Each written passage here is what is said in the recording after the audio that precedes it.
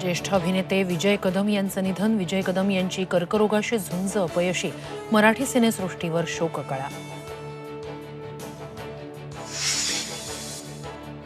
अजित पवारांवरून संघाच्या बैठकीत मंथन. राजकीय परिस्थितीचं वास्तव पाहूनच एकनाथ शिंदे अजित पवारांना सोबत घेतलं. संघाच्या समन्वय बैठकीत फडणवीसांनी मांडली बाजू.